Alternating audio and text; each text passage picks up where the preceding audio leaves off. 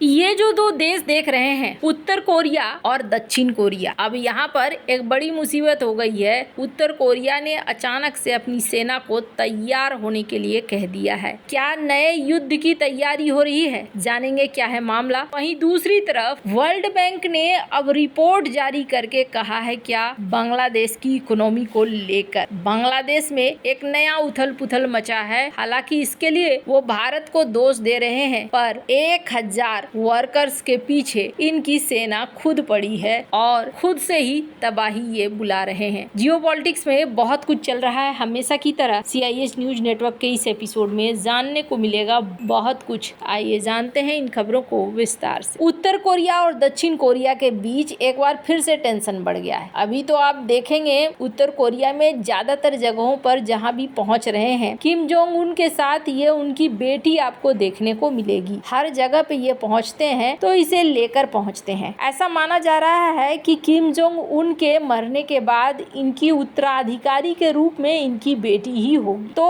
अब ये नया ऐलान कर रहे हैं। उत्तर कोरिया के रक्षा मंत्रालय ने दक्षिण कोरिया के सीमा के पास अपने तोपखाना इकाइयों को तैनात कर दिया है। तोपखाना वाली यूनिटें यहाँ तैयार हो गई है और 12 अक्टूबर को कोरियन पीपुल्स आर्मी के जनरल स्टाफ ने आदेश जारी किया और कहा कि आप यहाँ पर खड़े हो जाइए और इसके बाद हम जब ऑर्डर दें तो आप हमले की तैयारी कर देना। अब हुआ क्या है, उत्तर कोरिया ने एक आरोप लगाया है और ये आरोप इस बार ड्रोन को लेकर लगाया है। उत्तर कोरिया का कहना है कि तुमने हमारे यहाँ ड्रोन भेजने की कोशिश करी। अब इन्होंने क्या किया है, इन्होंने भी ड्रोन भेज दिया है और उस ड्रोन के साथ कई सारे पर्चे लगा दिए हैं और उन पर्चे में अफवाह, झूठी चीजें, युद्ध की बातें, बहुत तरह की चीजें इन्होंने फैलाना शुरू कर दिया है। दरअसल ये सब तरीका होता है, कई बार देखा गया है। अगर इतिहास आप देखेंगे तो कई बार युद्ध अफवाहों के बीच में लड़ा गया है और अफवाहों की वजह से बड़ी बड़ी सल्तनतें गिर गई हैं। तो ये युद्ध लड़ने से पहले इस तरीके की प्रचार सामग्री बांट रहे हैं जिससे लोगों के अंदर एक हलचल मच जाए। 8 तोपखाना ब्रिगेड को यहाँ सीमा पर लगा दिया गया है। इसके साथ ही साथ और भी यूनिटों को निगरानी बढ़ाने और पूरी तरीके से सतर्क रहने का निर्देश दे दिया गया है। इसके पहले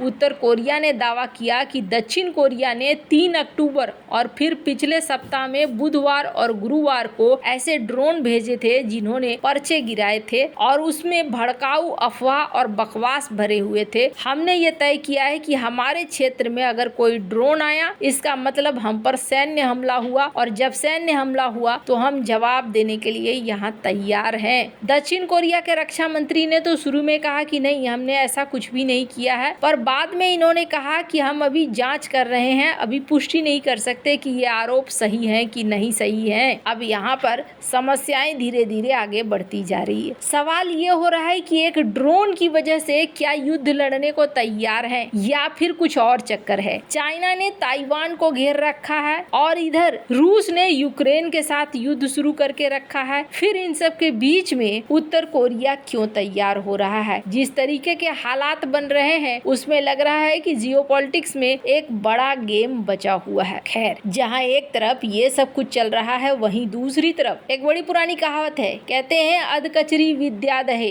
राजा दहे अचेत और ओछे कुल तिरिया दहे, दहे कपास का खेत। यही सीन बांग्लादेश के साथ हो रहा है। बांग्लादेश पहले से ही समस्याओं में घिरा हुआ था, लेकिन यहाँ पर राजनीतिक उथल पुथल ने इनकी समस्याओं को और भी ज्यादा बढ़ा दिया है। अब सबसे बड़ी मार कहाँ पर पड़ रही है? सबसे बड़ी मार पड़ रही है इनके टेक्सटाइल इंडस्ट्री पर, जो कि इनका सबसे बड़ा आधार हुआ करता था। पिछले हफ्ते बांग्लादेश ने सीधे सीधे आरोप लगा दिया था कि हमारी टेक्सटाइल इंडस्ट्री को बर्बाद कर रहा है भारत। आजकल ना ये भी पाकिस्तान की तरह हो गया है। जैसे पाकिस्तान बार बार आरोप लगा देता है ना कि भारत ये सब कुछ कर रहा है, भारत की रॉ एजेंसी कर रही है, ऐसे ही अब बांग्लादेश भी इसी तरह के आरोप लगाता है। लेकिन अभी उनके आरोप अब उनके ही ऊपर साबित होते हुए दिख रहे हैं। दरअसल जैसा कि यूनुस ने अभी सारा पावर आर्मी को दे रखा है और आर्मी यहाँ एक्शन मोड में भी दिख रही है। बांग्लादेश के अंदर काफी समय से एक मांग चल रही थी और मांग ये थी कि आप हमारे सैलरी को रिवाइज करो। जो टेक्सटाइल के वर्कर्स थे उन्होंने बार बार इस तरीके का कहा। उनकी जो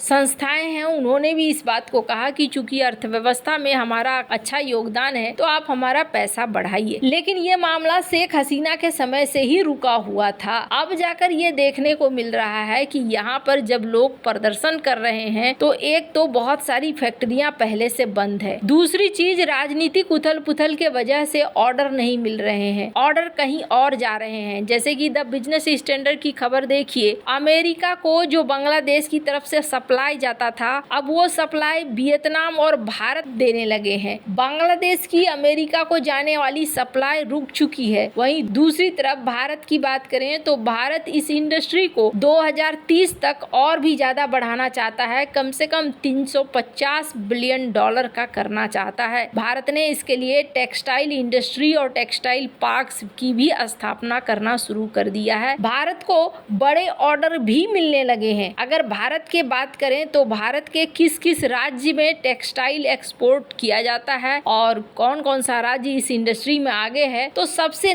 पहले नंबर पर आता है तमिलनाडु। हाल ही में तमिलनाडु को एक बड़ा ऑर्डर भी मिला है। बांग्लादेश जाने वाला ऑर्डर तमिलनाडु को मिला है। तमिलनाडु के बाद दूसरे नंबर पर आता है गुजरात, उसके बाद आता है महाराष्ट्र, उसके बाद आता है हरियाणा, उसके बाद उत्तर प्रदेश, कर्नाटका, राजस्थान, पंजाब, मध्य प्रदेश, दिल्ली, वेस्ट बंगाल और आंध्र प्रदेश। तो कुल इतने ही गिने चुने राज्य हैं जो अभी तक टेक्सटाइल इंडस्ट्री में काम कर रहे थे, पर भारत अब चाहता है कि इसे और भी ज्यादा बढ़ाया जाए। इन्हीं सब खबरों को देखते हुए बांग्लादेश ने ये कह दिया कि नहीं जी, हमारे यहाँ जो प्रोटेस्ट हो रहा है ना, ये प्रोटेस्ट करवा रहा है भारत ही। पर यहाँ पर अब क्या हुआ है, इनकी ही सेना ने एक्शन ले लिया है, 16 लोगों को गिरफ्तार कर लिया है। टेक्सटाइल इंडस्ट्री में जो प्रोटेस्ट कर रहे थे 1000 लोगों के ऊपर इन्होंने केस दर्ज कर दिया है। कई सारी जो फैक्ट्रियां हैं वो वैसे ही बंद हो रही है। अब सेना यहाँ पर डायरेक्ट एक्शन लेना शुरू कर रही है। खैर, इसका भी फायदा भारत को ही जाएगा, क्योंकि ये चीजें बतलाती हैं कि आप स्थिर नहीं हो। वर्ल्ड बैंक ने इस चीज को बता भी दिया, चाहे जैसी भी स्थिति है, पर वर्ल्ड बैंक ने अब यहाँ पर कहा है कि इनका जो इकोनॉमिक ग्रोथ होगा वो 4% होगा। इन्होंने इसे डिक्रीज कर दिया है। पहले कहा गया था